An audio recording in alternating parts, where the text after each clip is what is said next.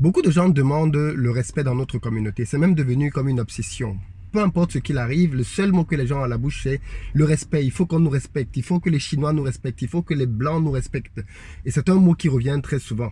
Et je pense que j'ai déjà fait plusieurs vidéos ici pour expliquer que le respect, c'est pas quelque chose qui se demande en fait. C'est un peu comme la liberté. Le respect, c'est quelque chose que l'on arrache, que l'on mérite. Et plutôt que d'être constamment à demander le respect aux gens, je pense que nous devrions plutôt agir de manière respectable. C'est une très grande différence.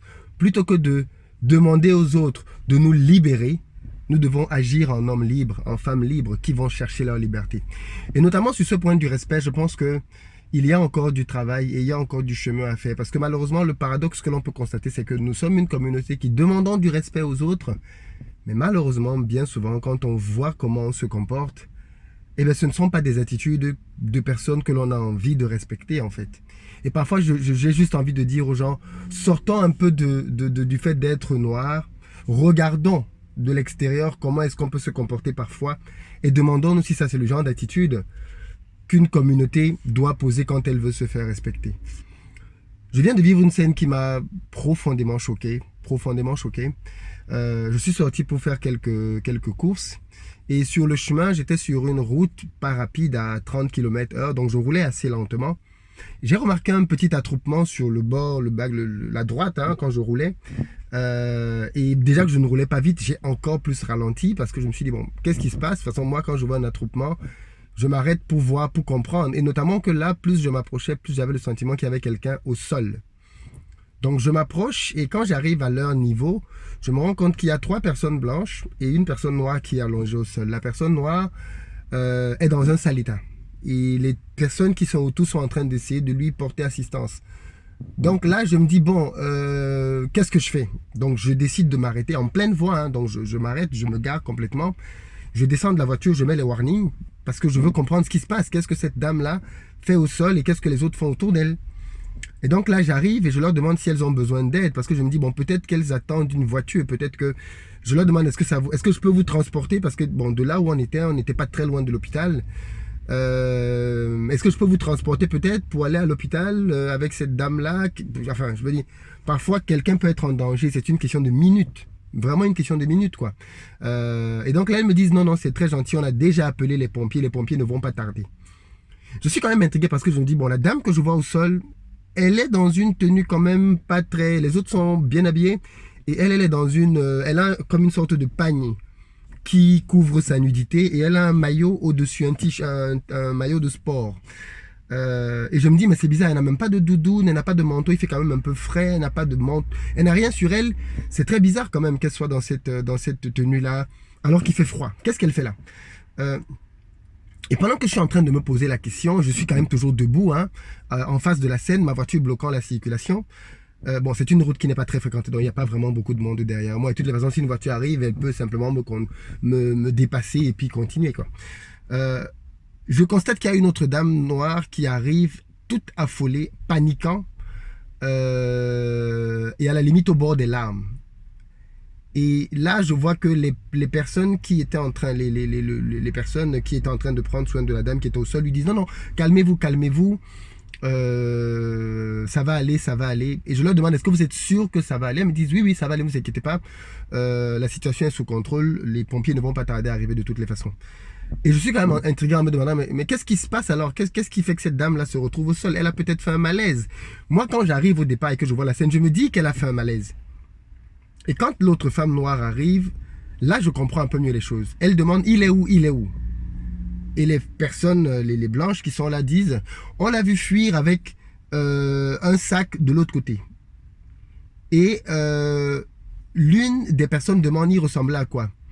Et l'un des blancs répond, oh, c'est un monsieur, c'est un jeune homme, c'est un monsieur noir avec un sac qui était en train de la frapper. Et là, je me rends compte en fait que non, on n'est pas avec quelqu'un qui vient de faire un malaise. On n'est pas avec quelqu'un qui... on est juste avec une femme qui vient de se faire battre dans la rue par un homme noir, hein, et qui s'en est enfui.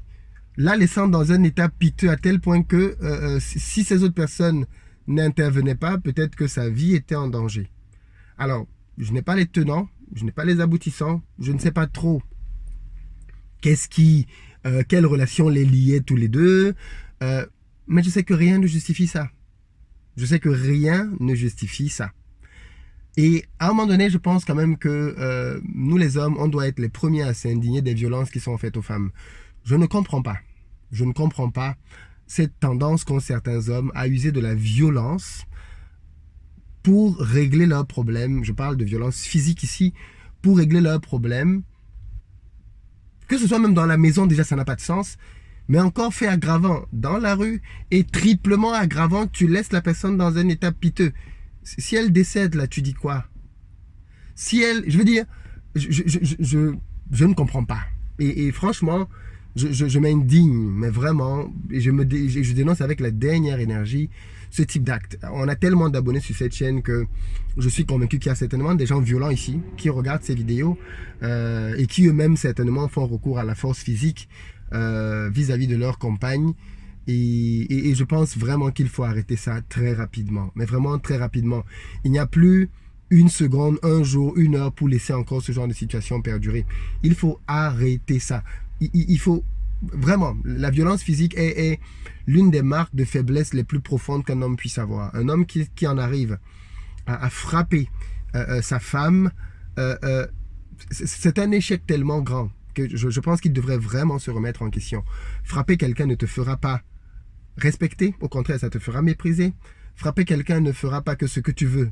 Tu l'obtiendras, non. Ou alors tu l'obtiendras de façade, mais derrière toi, on fera le contraire. En fait, c'est juste une méthode qui n'est pas productive, quoi. Donc, ça n'aboutit à rien du tout.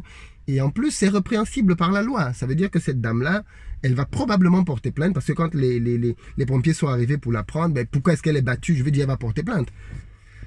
Et voilà comment est-ce que le jeune homme peut se retrouver dans une situation compliquée, quoi. Et moi, derrière ça, donc, je me pose la question de...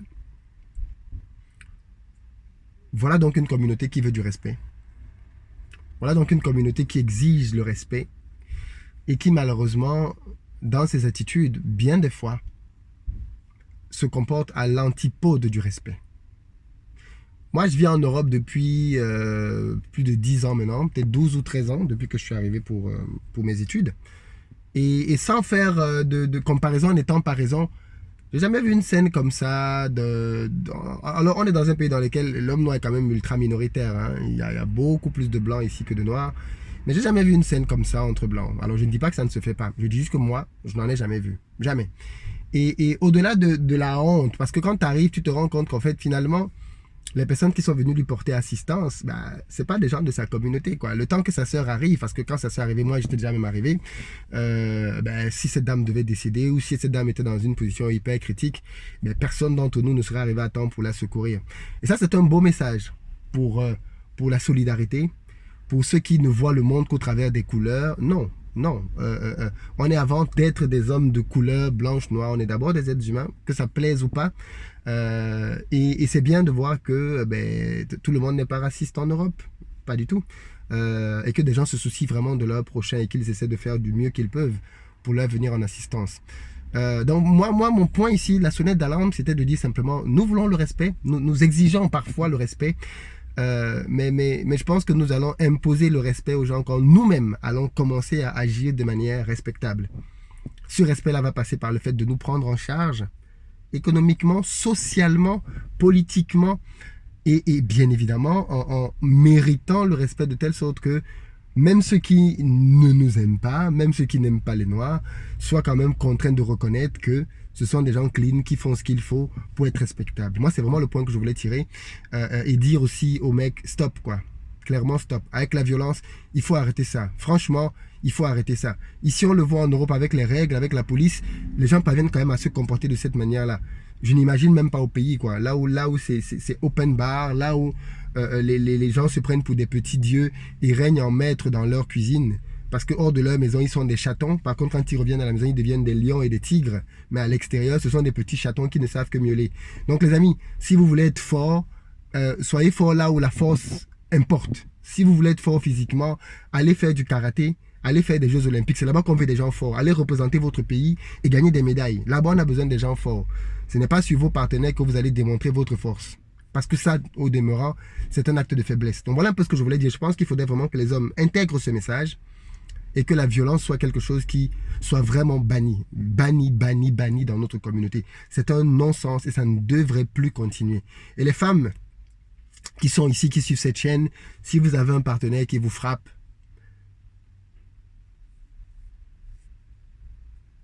je pense à minima, il faut lui donner un ultimatum, quoi. À minima, c'est le minimum, un ultimatum. Next time is the last. Si tu recommences, ce sera la dernière fois. Et oui, clairement, vous n'allez pas rester en danger avec un homme qui met votre vie en danger parce qu'il a décidé de vous transformer en sac de boxe, quoi. Clairement, non. Donc, clairement, non. Je tenais vraiment à faire ce message et à dénoncer cette pratique-là. L'acte que j'ai vu m'a vraiment choqué et me rappelle juste que il y a de la solidarité qui existe, mais surtout si nous voulons être respectés, comportons-nous de manière respectable et ce sera beaucoup plus facile d'imposer le respect aux autres. Et ce n'est pas en venant crier sur les réseaux en disant les autres ne nous respectent pas, ne nous respectent pas. Posons-nous d'abord la question, est-ce qu'on agit de manière respectable? Est-ce que notre communauté se comporte de manière respectable? Et à ce niveau-là, malheureusement, à plein d'égards, on peut dire non. Est-ce que tout le monde se comporte de manière non responsable? Bien sûr que non. On a des gens dans notre communauté qui se comportent bien et qui se désolent de ce genre de scène. Ça, c'est sûr. Mais est-ce qu'ils représentent la majorité? That's the question. Dites-moi ce que vous en pensez dans les commentaires. Je sais que la vidéo va forcément faire réagir.